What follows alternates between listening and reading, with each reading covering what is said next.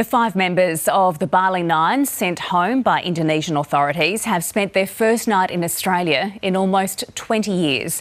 Matthew Norman, Scott Rush, Chen, Michael Czugaj and Martin Stevens have expressed their gratitude to Indonesia's new president, Prabowo Subianto, in a statement after landing in Darwin.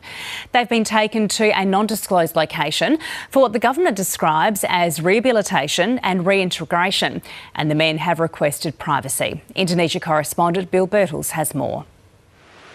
This was one of the most important diplomatic deals ever struck between Indonesia and Australia. And judging from the huge degree of secrecy around the return of the men, it clearly is very sensitive. Indonesia's top law minister, Yusril Mahendra, has confirmed that the names of the 5 men have been added to a list of people barred from entering the country in future. This is hardly surprising. They are convicted drug smugglers, but some of the men have Indonesian wives, so it may be a bit personally tricky. He also, the minister, has stressed that the men were not granted clemency and they were not released early from their life sentences, but rather they were transferred as detainees. But legal experts for weeks in both countries have said that a prisoner transfer wouldn't be possible.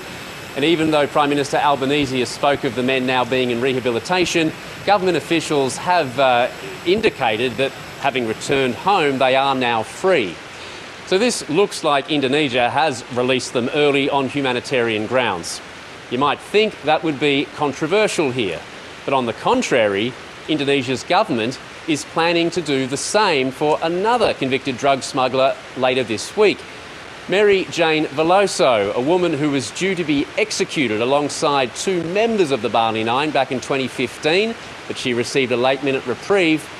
She is due to go back to the Philippines in a few days under very similar circumstances to those 5 remaining members of the Bali Nine.